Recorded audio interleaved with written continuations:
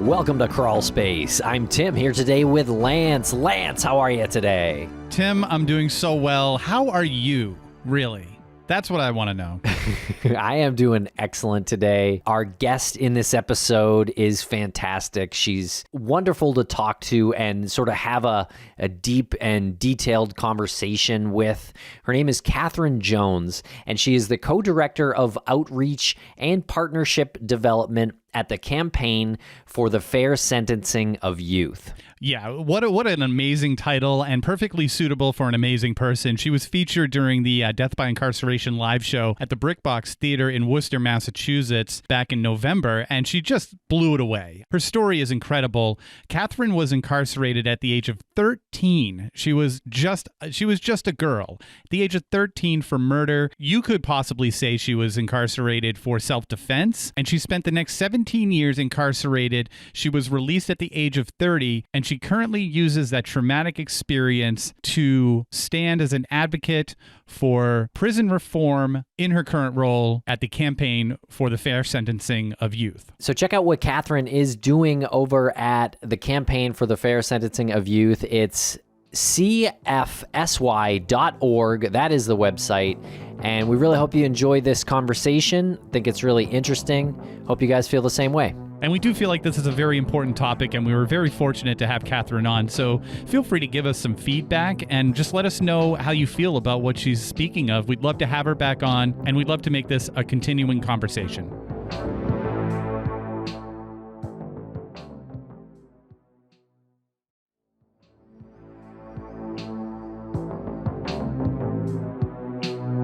Katherine Jones, welcome to the podcast. How are you today?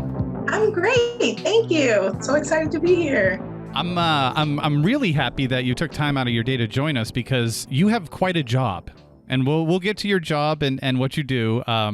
You had joined us for the Death by Incarceration live show in Worcester, Massachusetts. And before we started the interview, Tim took the words out of my mouth, as he typically does, and said that you commanded the room.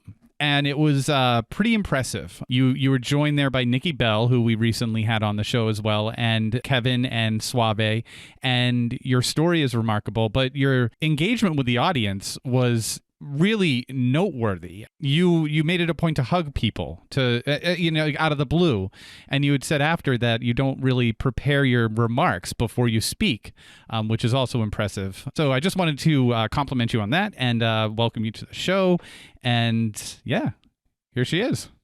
Thank you so much. And I think one of the reasons that I don't typically prepare, even for this interview, is because I always want my responses to be authentic and come from my heart. And it comes from a place of passion because of my experience and a passion for the work that I do and for everyone that's coming behind me. So thank you for appreciating that. Yes, thank you very much. And the show in Worcester was amazing. Hearing a bit about your story, it was kind of shocking.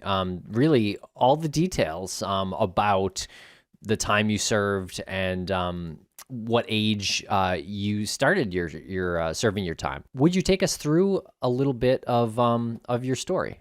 Yeah, absolutely. And I have the very unfortunate distinction at the age of 13 in 1999 of being me and my brother, who was 12, of being the youngest children at that time to be sent to adult prison. Our charges were homicide, and our victim was our stepmother. Violence begets violence. Our household was violent, and we had both endured long-term sexual abuse. And in my 13-year-old mind, after it was reported, DCF came and did an interview, found indicators of abuse, but kept us in the home.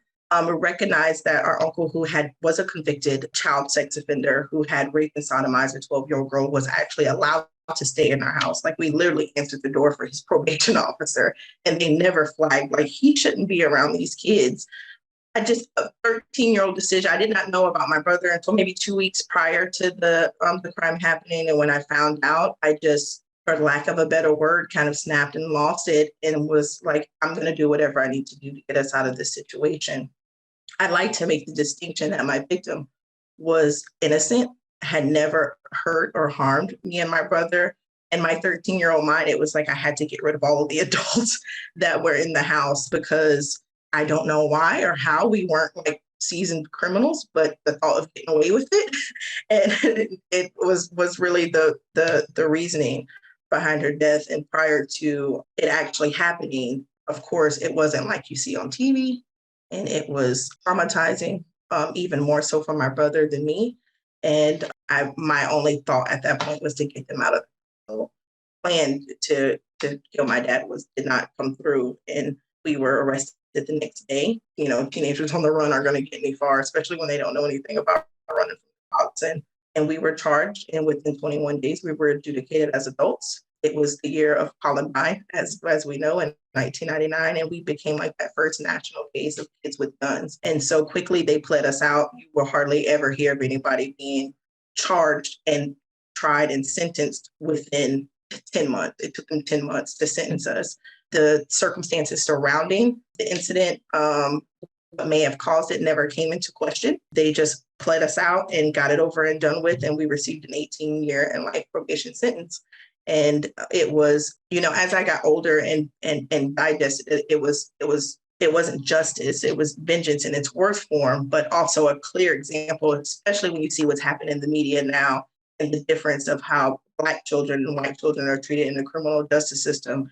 All of the media surrounding us was derogatory, dehumanizing. It wasn't child anymore. It wasn't like these children. The labels changed to where it was murderers, child killers, and then once we were in the system, inmate, felon, violent offender, and which justified treating a 12 and 13-year-old like they were no longer children. And we were put into a situation that instead of rehabilitating or providing opportunities for healing, was even further traumatizing to me and my brother. And I won't speak to his experience. He tells his story better than I can, but I remember vividly, and it's been 25 years now, my first strip search and how dehumanizing that was and how shameful it was and hurtful it was. And then to be placed in solitary confinement for 18 months because somehow they felt like they had the space to charge me as an adult, but didn't know what to do with me once I went to prison. So I spent my first 18 months in solitary confinement. And at an age that's when we're developing socially, there's still long-term consequences of that.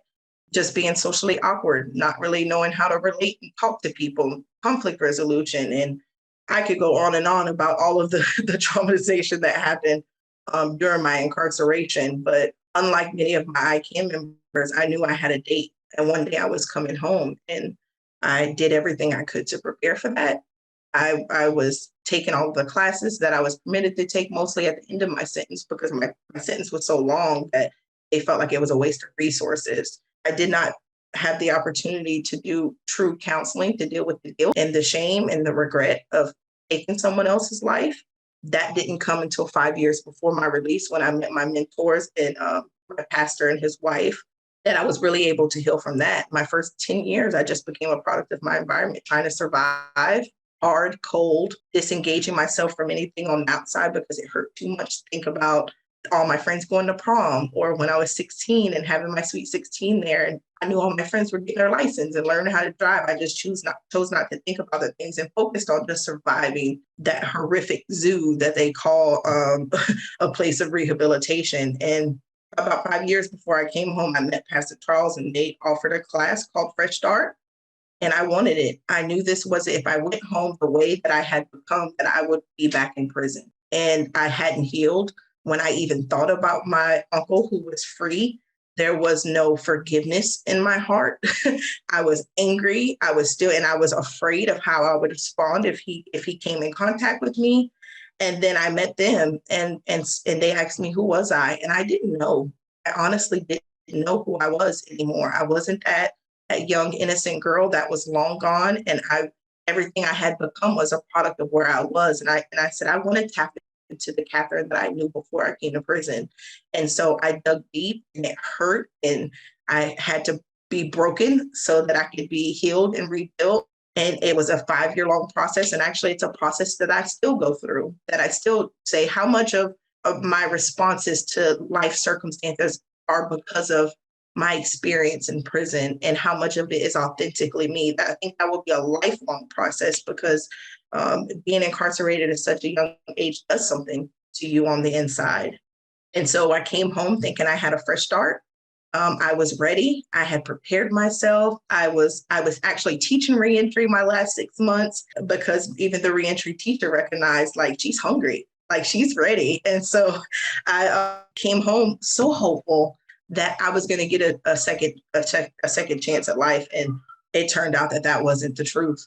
That I had the scarlet letter F for felon, that I got turned down for maybe my first 10 to 12 job interviews, even though they told me I was the best interview they ever had sometimes. I had one lady go so far as to say, when you walked in my office, it was like it filled with sunshine. And she gave me an immediate job offer.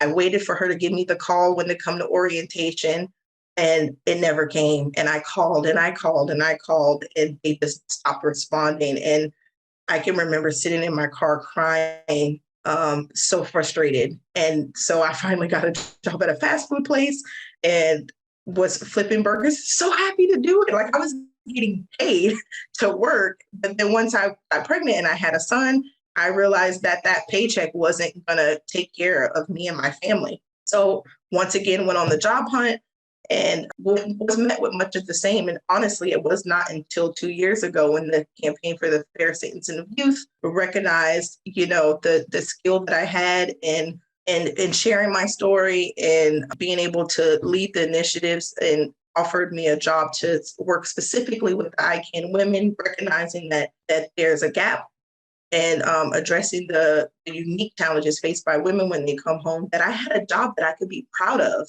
and that provided me with a livable wage to provide opportunities for my children. And that sparked a passion in me to give that same thing to those, that the 800 that have now come home because of our work. Hope that it can happen, but also the tools and the resources they need to make that happen.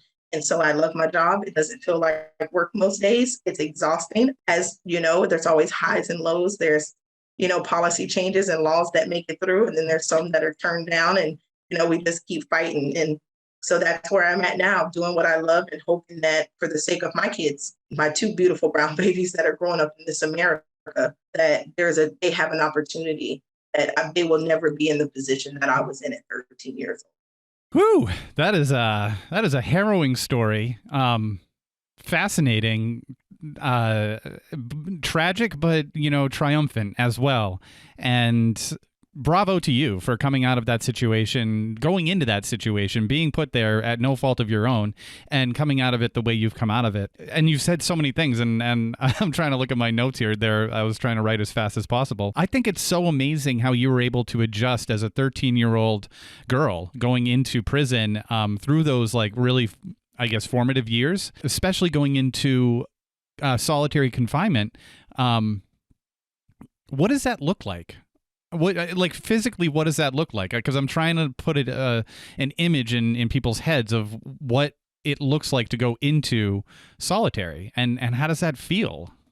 It looks like after they go through the initial intake process, where they wash your hair with light treatment and get you into the room, but it looks like only being permitted to take 2 showers a week, being handcuffed through the door to be escorted to the shower, your handcuffs taken off in the shower, and they handcuff you to take you back to your room.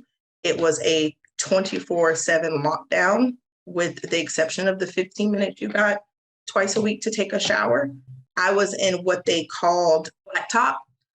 It since has been condemned because it has a tar roof. So in the summer, it was so hot and there's no air conditioning that we would literally put our sheets in the toilet water and soak them, and then put them on top of us to bring our body temperatures down, because it was excruciating. And in the winter, it was freezing, and we had these thin cotton blankets, and in the wintertime they would add a wool blanket, but it's so itchy. And it wasn't like the wool you have when you go buy good grade wool and clothes where it just keeps you warm and it's all comfy. It was like a raw wool, and you would just itch all night. So you would learn to put the cotton on the bottom and then the wool one on top, but it still wasn't sufficient enough. Those were really thin as well. and you would freeze. And of course, because I was in there so long, I went through all of the seasons, but we were like forbidden to talk to each other. And this is what I say about people that are incarcerated, because they're painted out as monsters, but there is like a resilience to people that are in that situation, and a resourcefulness to make things that you wouldn't be able to survivable. And we used to sing to each other, or we would talk through the walls until, of course, the correctional officers came and told us to shut up. And then the food was always cold. Like, I didn't have a hot meal until finally I was released, because your food's prepared in the kitchen. It's, it travels across the compound, which is huge. Lowell is the largest women's prison in the world. And then sometimes the guards would just let our food sit there. And so by the time they gave it to us, it was ice cold. Because I was not able to go through orientation, I didn't know about, a library that I could check out books. I didn't know how to apply for visitation. I didn't know. So for months, I didn't even have access to a phone, because I didn't know my dad's phone number by heart. And then one day, around the week of Christmas, they came to my door and said I had visitation. I guess my dad had been advocating to see me, and they were like, "You have a visit." And because I was in confinement, I couldn't go to the regular visitation area. I had to go to this little conference room. So I didn't have access to like the food and stuff during the visit that most people have through the vending machines. But I was just so grateful to have some personal contact, to be able to talk to someone, especially my dad. I was able to talk to him, and he asked a guard, like, "She doesn't have books. Can we get her books?" And that's when they said, "Oh yeah, she can check out 2 books a week." And you would read them over and over, because when you're in a room for 24 hours a day, you will read a book in 2 to 3 hours, and you try to pick like the biggest book that they had, but you'd probably read it over and over. And Lowell was known for these horrendous cockroaches. They were huge. And that's my fear. That's something that I've been afraid of since I was a little girl. I'm terrified of them. And I used to remember one of the punishments the guard was due was cut my light out, because when we had a nice guard, I would ask them to keep my light on, because I knew once they cut the light off, they would come out and they would like crawl on you while you were sleeping. And I would bang on my door and be like, "Please cut my light on, please cut my light on." And if they wanted to be, assholes, they wouldn't do it. And I would stay up all night just afraid to go to sleep, thinking that if I couldn't watch to keep them off of my bed, that they would crawl on me while I was sleeping. And that's just another example of the mental like abuse that the guards used to give to us, for no reason, just to be mean. And it was during that solitary confinement time, that was the first time that I have ever experienced sexual assault from a guard. A male guard came on the wing, handed me my dinner tray, and when I went to get it, he grabbed my breast and started groping my breast and stroking on my neck. And at that point in my life, it was like, I'm not taking it anymore. I'm not going to suffer in silence. I told one of the nice sergeants, her name was Sergeant Seed, I'll never forget, because she believed in me. And I was so excited. And she reported it to the inspector. And they brought me out of my cell in handcuffs. And I talked to the inspector and got my first rude awakening that there's no justice inside that walls. My voice didn't matter. And it was his golfing buddy. It was his friend. And he was this big Italian guy that assaulted me. And he was like, "He's Italian, and maybe you misinterpreted it, because they're really affectionate. And this is how I got out of solitary confinement. If you write a statement saying that you misinterpreted his actions, we can let you out of confinement. If you want to continue with it, then we're going to do everything we can to protect you, and we will keep you in solitary confinement. We can keep you up to 6 months in protective custody, release you for 24 hours, and then put you back in for another 6 months." And at this point, I was so desperate to be out of solitary confinement, I wrote the statement, I misinterpreted his actions, and off onto the adult compound that I went. So I hope that gives you an idea of what solitary confinement for kids is like. That gives a very clear, disturbing picture of what solitary confinement is, and it's terrible that happened to you. I'm so sorry.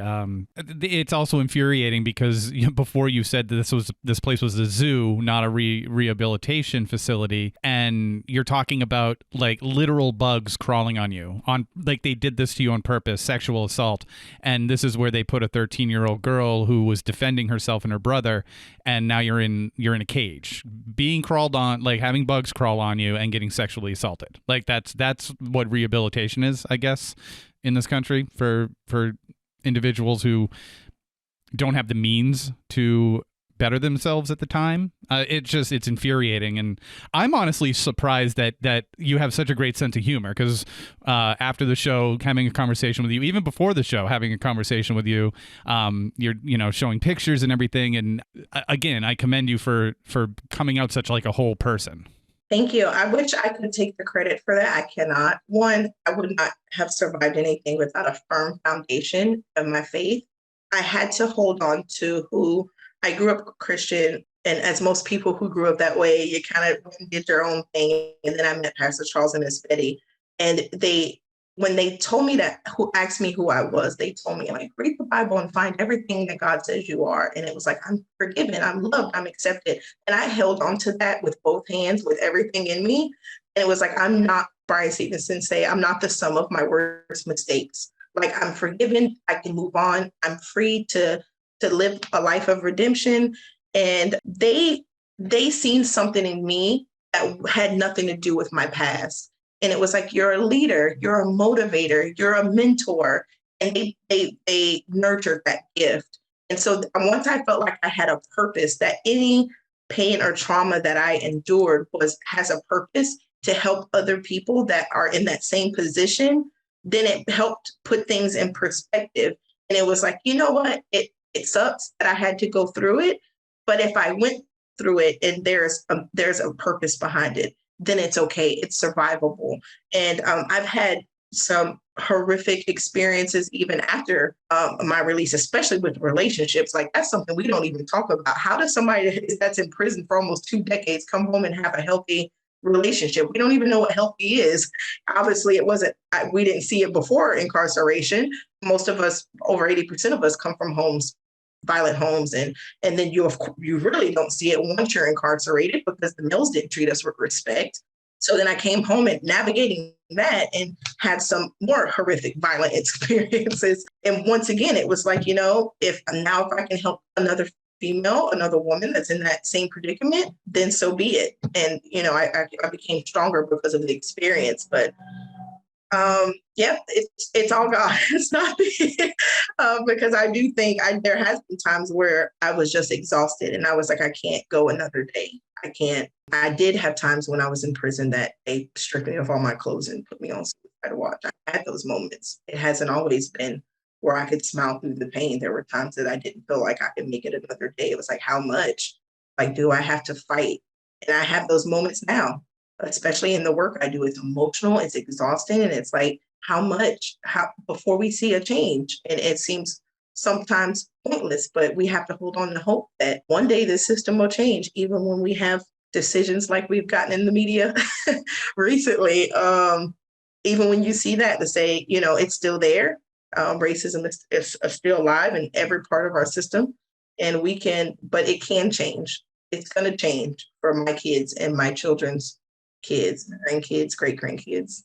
And a little while ago, you mentioned how when you entered the prison system, you were 13 and you had friends, and you sort of had to let that life go just to be able to survive day to day. Have you sort of gotten back in touch with the old Katherine? Yes. I actually feel like I am a updated limited edition version.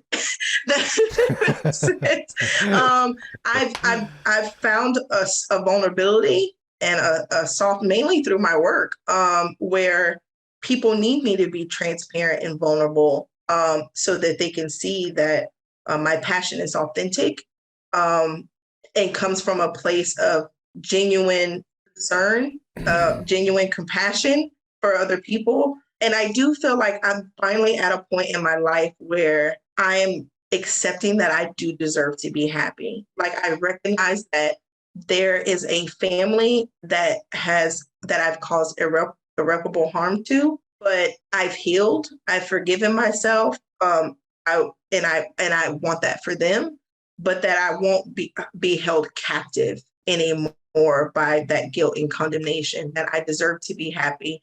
And my kids do that for me.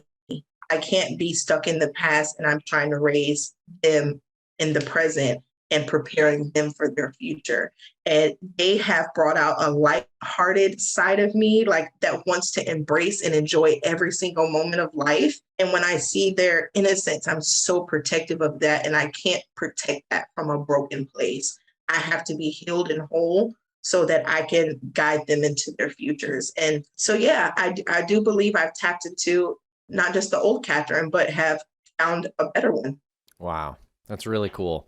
And we'll be right back after a quick word from our sponsors. Thanks to our sponsors, and now we're back to the program.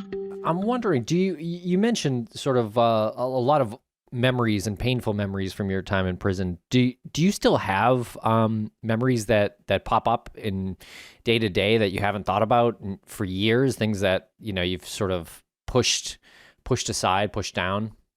Yeah, I can't tell you how many times I've been on a panel speaking and a memory pops up that I didn't remember until that moment when I'm speaking.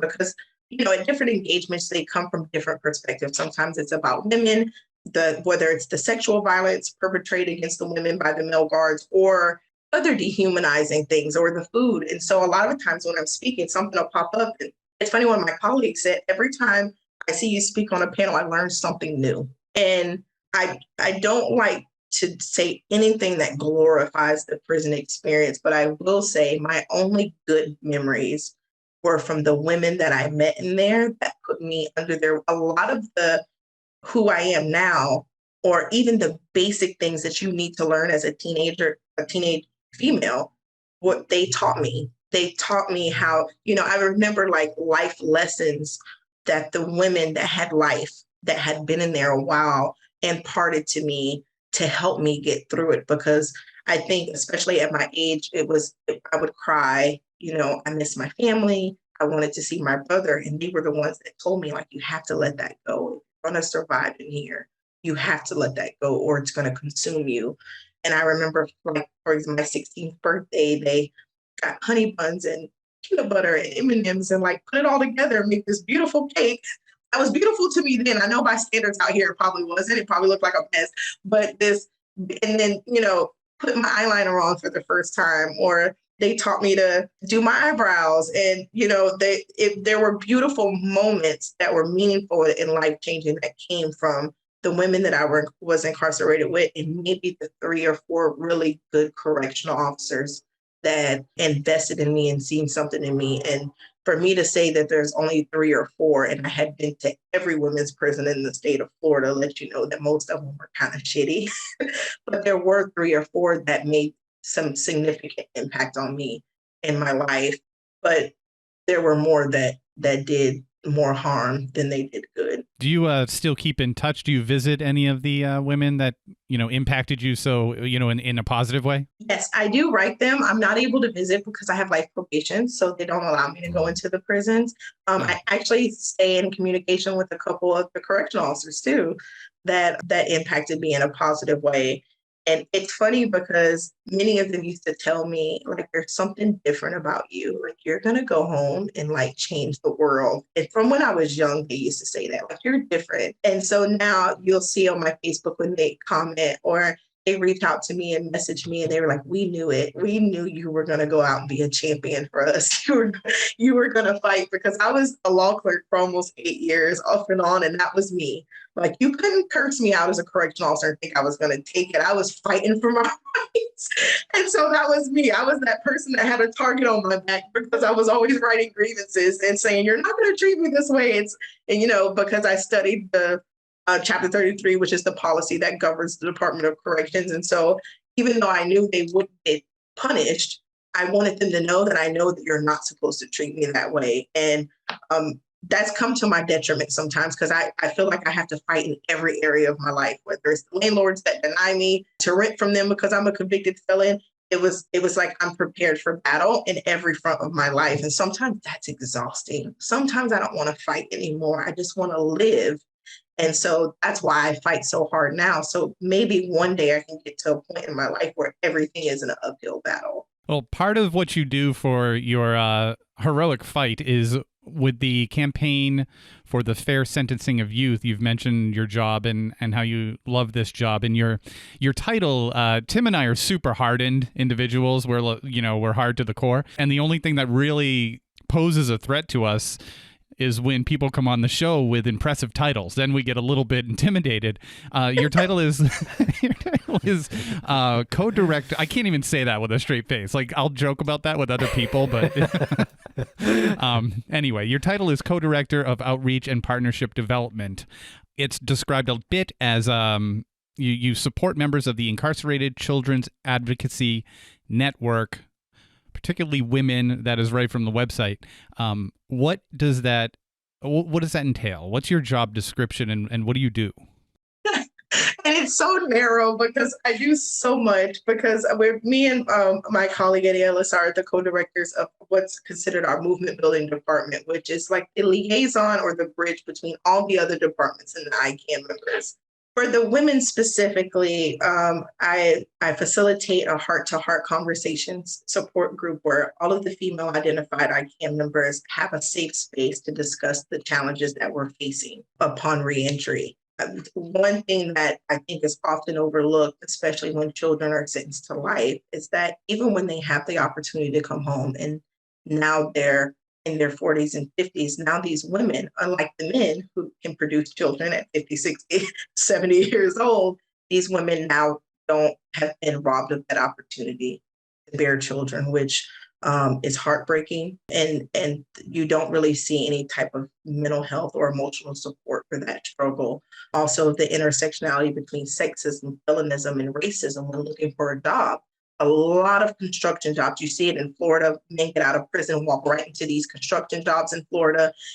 But for women, where they're typically in like customer service or corporate positions, those positions are a lot harder to get into when you have a felony conviction, let alone a violent felony conviction.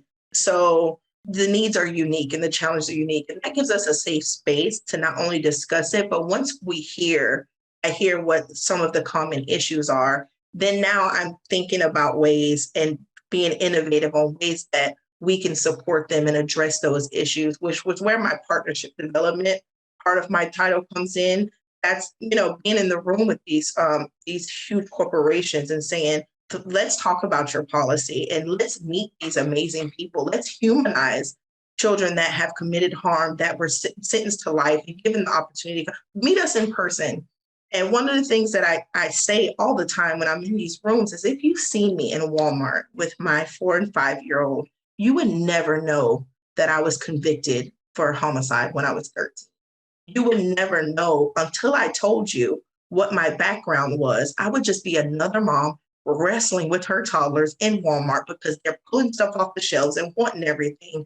And so when they see us as people, then it's like, well, maybe we do need to change how we look at formerly incarcerated people in this population. And instead of seeing us as felons or convicts, which is why language is so important, they see us as the human beings that made a mistake, that want the opportunity to live a different life. And employment is a huge part of that. Being able to financially take care of yourself to generate generational wealth for your family and end the cycle of poverty, which is one of the biggest reasons behind the mass incarceration epidemic. And so that's what me and all of us on movement building do, or the CFSY as a whole, is to think of innovative ways to take care of the ones that because we do the policy work and we're good at it. We've quadrupled the states that have banned life without parole in the last 5 years. We have over 800 people that have been released that were told they were worth nothing more than dying in prison. But now that they're home, what's next? How can we support them when they come home? And I have the privilege of leading those efforts alongside my other amazing colleagues. So cool. So what kind of what do you do on a day-to-day basis? Like, take us through like an average day at your job. Zoom meetings. Oh, that sounds familiar. So we do the same stuff then. Yeah, so yeah, we're on Zoom meetings most of the day, either meeting with corporate partners, different coalitions made up of a bunch of different businesses, navigating with each outreach to our ICANN members just to check in and see how they're doing is a huge part of the job, developing surveys for them to complete to identify what their needs are. The nitty gritty part of my work is really just engagement with ICANN members because I don't just service them. I'm an ICANN member. So we're constantly planning agendas for national calls, community gatherings, self-care retreats, and assisting legal and policy and identifying ICANN members in targeted states that we have legislation going on and preparing them to either give testimony or support their efforts on the ground, learning about different efforts of our ICANN members and figuring out ways to support them in their leadership because we strictly deal with policy to ban juvenile life without parole, but we have ICANN members that are involved in efforts for clean slate in their states or raising the age limit and so while we don't do it, we make sure that they have the tools they need in order to be effective in what they do. So every day, all day, we're thinking about ways to develop the leadership of our ICANN members. And you had mentioned earlier about some current events that are happening that are related to juvenile incarceration and just the perception of certain individuals who perhaps have gotten away with some crimes. And I'm assuming that you're talking about Kyle Rittenhouse and the verdict Absolutely. there. Yep. Can you give me some feelings on that? Give us some feelings on that. And why is it one way with someone like him and another way with a 13-year-old young woman who was also defending herself? I'm going to start by saying it's my firm belief, and this includes Kyle Rittenhouse and any other child that is introduced to the criminal justice system, that no child should ever be facing a death by incarceration, no matter the motives, no matter, and I say that because there are people that would look at the circumstances of my crime and feel that I never should have walked out of those gates, that I should have been in prison the rest of my life. So I can't change my moral compass because it may be racially motivated. He was 17. The issue is that millions of dollars was raised for his defense, that he was given, because of the color of his skin, his white privilege, the benefit of being looked at as a child. He's defending his country. There was justification for it. When we have so many Black and brown kids, actually in the same state, there's a young girl who killed the person sex trafficking her, and she's not seen in the light of a victim because they look at Black children as more aggressive. They look at them as violent, menaces to society. There's all these negative labels put on them, and they're not given that benefit of the doubt. There's no chance if Kyle Rittenhouse was Black that it would have, one, received the national attention that it did, or that he would have ever been looked at as anything other as this violent criminal that needed to be put down as any animal that misbehaved. And that's true. And John King said something, he said it best, that our criminal justice system was designed to protect white power, white privilege, and white property. And so this was an example of that. I could not believe the rhetoric that I was hearing when they were discussing him. And I said, I took it personal. No one looked at me and my brother and said, these are 12 and 13-year-old kids. Why did they do what they do? That was never the narrative in the media. What was going on? What would cause them to even think to do anything like this? That was never, if you've seen the pictures of me and my brother in the courtroom and how young we looked, that we were never given, and none of the ICANN members that are in this network that received life sentences as children was given that same opportunity, that same benefit of the doubt. So it's not him himself. He's still a child facing a life sentence, and that's not right. It was the nation's response to it that was so disturbing to me.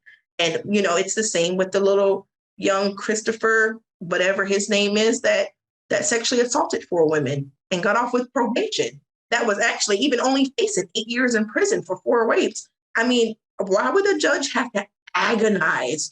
And, we really shouldn't throw his life away. Was that same type of consideration if he was Black? Can we have to be honest about these conversations? Let's not pretty it up. Let's not, systemic racism. You call it what you want. It's blatant racism, and the same standards are not upheld for Black children and white children. And it's so apparent in what's been going on in the media right now. And to make it personal, there was a 15-year-old girl in the county who her and her boyfriend beat to death with a baseball bat. And it was like, she has a drug problem. She's a victim from an affluent family. She has a drug problem. The drugs made her do it. She's sick. She needs rehabilitation. Am I saying it's wrong that they were affording her the opportunity? Absolutely not. She was 15. She should have. But that same consideration should have been given to me and my brother as well. Yeah, I mean, well said. And it's also extremely irresponsible of the media to put someone like Kyle Rittenhouse on a pedestal. I mean, he's almost being carried around as if he threw a perfect game in the World Series and now he's going to Disney World. It's incredibly irresponsible because they're not looking at the problem, which is, like you said, no child should be put in jail, should have death by incarceration, but there needs to be checks and balances, and it's not even close. And I love it that you said it's not, I mean, call it what you want, systemic or whatever. It's blatant. It's so blatant, especially when you have members of Congress and government saying he'd make a great intern. Like, where was that offer for you? Yeah. And what happens when there's other little Kyles? Like, what example did we set? Because basically we just gave people permission. Yep. If you're doing it in the name of protecting property, that's going to be everyone's defense at this point. And what who's going to hold the media accountable for that when it becomes an epidemic of kids running around with assault rifles saying that, well, I'm defending property. So it's so sad and so infuriating. And it's one of those things that I maybe posted one or two things about, but I really couldn't touch because there were I had to weigh, because I am someone that leads in this work. And I just really had to weigh my responses and didn't want to cause additional harm or put another negative, rhetoric out about it, because I was so angry and personally just so angry and so upset. And because of my personal experience, because I can't help but look at it and think, how fair is that?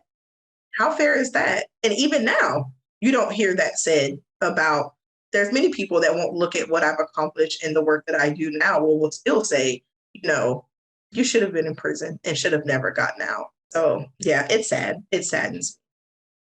Well, I'm sure Tucker Carlson will come up with some responsible, he'll address it in a responsible manner. He won't fan the flames in any way, and it'll resolve itself.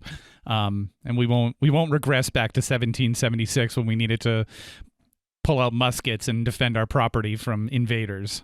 Yeah. But it's scary. What you said is scary, because really, isn't it amazing that white couple that pulled their guns on the protesters a year or so ago, and I think that they still might be awaiting trial or something, but it starts with something like that. I think it was thrown out. Was it thrown out?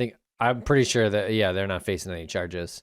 I read that just recently. It starts with something like that, and then you have a child who sees that and gets on one knee and just literally starts picking people off because now we're defending our property, and that's what he's being told. And then he's got quasi celebrities who are funding his legal fees. I'm going to stop because I'm getting all worked up. I'm going to mute myself. It's tragic. Now there's legal precedent to sort of get away with it. It's absolutely tragic. Catherine, do you still keep in touch with your brother? That's my best friend. We live literally like 11 minutes away from each other. And gosh, just to see our relationship and how it's grown, and it's just a true testament of unconditional love. Like, if I can't depend on anybody else in the world, I can depend on him. And I say that because what was never discussed in the media was that my brother is just as innocent. It was my idea. I bullied him. I threatened him to go along with the plan. There's a guilt and a sense of responsibility for that, that it wasn't just my victim's life that was ruined. My brother's was. And the fact that it shows his awesome character, the fact that he operates in forgiveness and he loves me. He can look at what we went through and say, you know, my heart breaks for the 13-year-old you. I mean, and, and we just have very open, candid conversation. If ever it comes up and, there's some emotions, we're just committed to going through it together. And we have been each other's biggest cheerleaders. We both navigated reentry together. He's doing amazing. He's a business owner at a very successful, profitable business. He has 2 beautiful children. He is just doing amazing. And all of that in spite of, because his experience in a male prison is different from mine and a women's. And in spite of that, if you were to meet him and talk about amazing and a smile and just amazing character and morals that he lives on, he's just an amazing guy. And he's my best friend. And we talk several times a day. That's great. Feel free to make the connection if you think that he would make a good guest. We'd love to continue the conversation with him. And I've always wanted him to be in the ICANN network, and everybody's different. Like, I'm very vocal. I'm very passionate. I'm an advocate. Curtis just wants to live and move on and just, do his thing. And so I respect that. I honor it. Of course, I can always ask and let him know that you guys are amazing. But as I mentioned earlier, we had horrific experiences with the media when we were younger. So the trust level, mine's grown because I've been in touch with, people like you guys and people that the CFSY has attached me to, and recognize that not everybody's in it to sensationalize and hurt people. But he hasn't had it yet. And so, but maybe one day he'll tap into that inner advocate in him and want to talk about his experiences in the hope of, but I think his life in and of itself and how he lives it is testament enough of his resilience and his amazingness. And you had said something during the live show, and I just want to make sure that I heard it correctly. Was there something that you and him did before you were both sentenced and to leave? Like, do you know what I'm talking about? Can you tell us about that? I can't remember if it was his attorney or mine. I think it might have been mine that asked that we were able to see each other after our sentences before we were sent off to prison. And of course, we're going to be separated for the next 18 years. And the judge approved it. And he allowed me and my brother to have a face-to-face visit. And, we talk, and it's funny because, Curtis is like upbeat and chipper. I think I recognize what was really happening. And I'm like sad, but we decided that we were going to bite each other and like try to leave our bite marks just so that we would always remember each other. It was like, I don't want to forget you. You got to think, to a 13-year-old, 2017 and 1999 seemed like some like Jetson type shit. Like, the cars are going to be flying. We're going to, I think the world may end before that even happens, before 2017 comes. And so that was our very, I don't even want to say immature. It was like, we really thought that those marks would stay forever. And I remember being so devastated when they disappeared a few days later. And, but the truth of the matter was we could never forget each other. We could never, but 18 years in our minds was like forever. It was like a whole lifetime. We hadn't even lived 18 years yet. It seemed like a whole lot of time to get to 13, but yeah, we bit each other and then we were separated and didn't see each other again for almost 17 years. Wow. Yeah, when you said that during the live show, I remembered like looking over to the guy who was doing the AV, and he looked at me, he's like, "What?"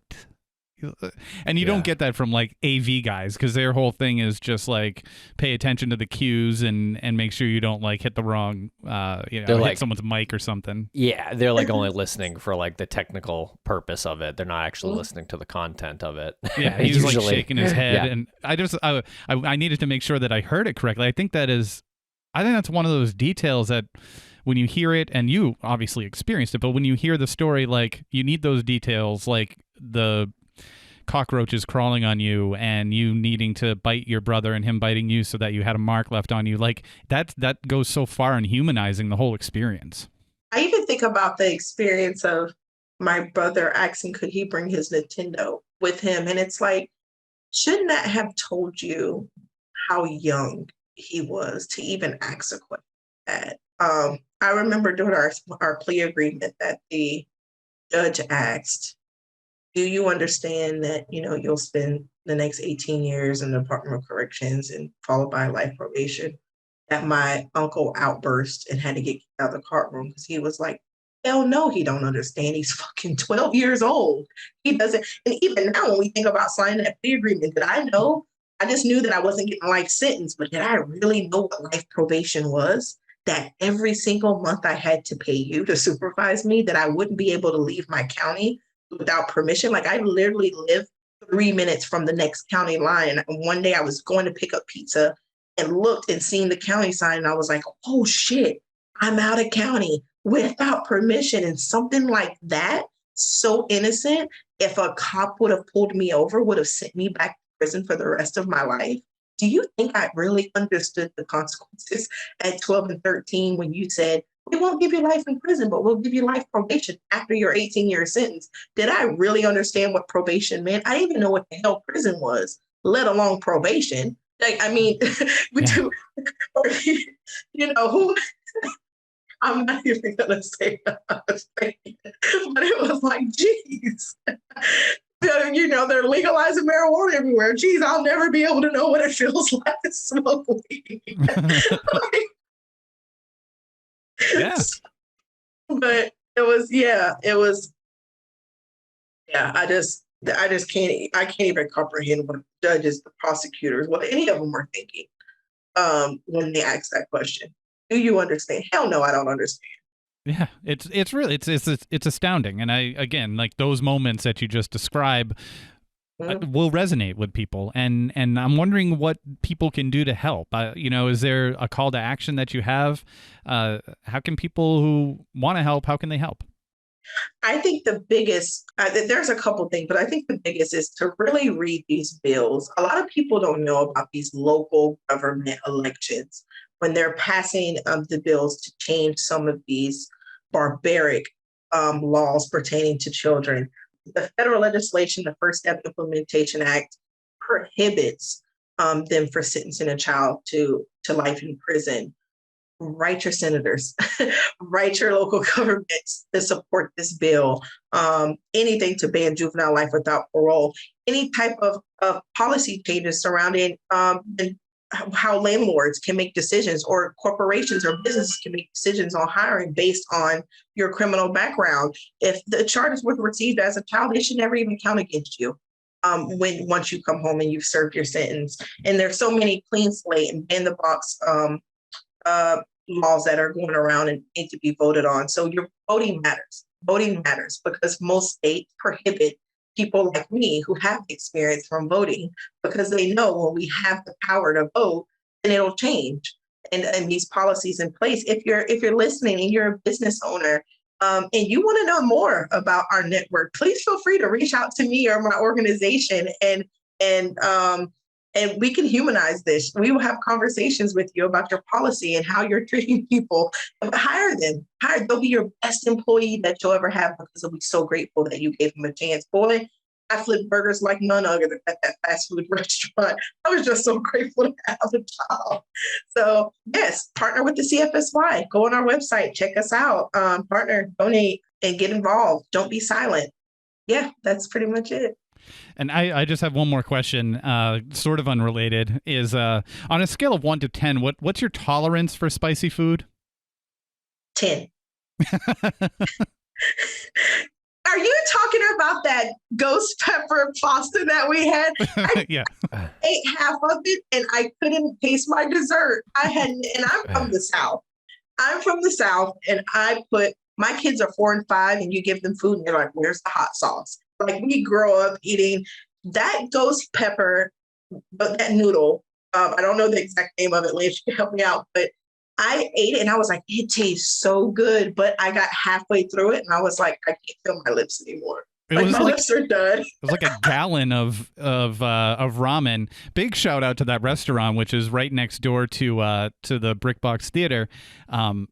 It was good, but it was impressive. It was impressive that you did what you did, and walked out of there with all of your bearings still intact. So yeah, Lance, I think you knew the answer to that before you asked it because you were a witness to the greatness.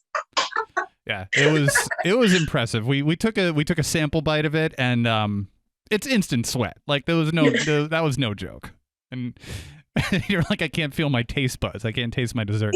They were like, the dessert's so good, and I ate it, and I was like, Great. Well, any closing thoughts? Is there a message to those who have come out and they don't know what to do or think? Like, do you have any message to people who have been in your position and now they're just kind of lost? Yeah, you're not defined by your past mistakes. I don't care how many no's you get. I don't care how many doors are closed in your face. Keep trying. Hold on. There are people that see you, and God will place them in your path at just the right time. Just don't give up. And for all the little 13-year-old Catherines that are suffering through trauma in silence, there's resources. There's people you can reach out to. I'm at www.cfsy.org. Find my number in the email on there. If you're not alone, your voice matters. Think long and hard before you make a decision that's going to change the rest of your life. There's another way out. So I always like to end on that because I know that my situation isn't unique and that there's another 12 or 13-year-old maybe possibly thinking about the same mistake, making the same mistake that I did. Perfect. All right. Yeah. Thank you so much.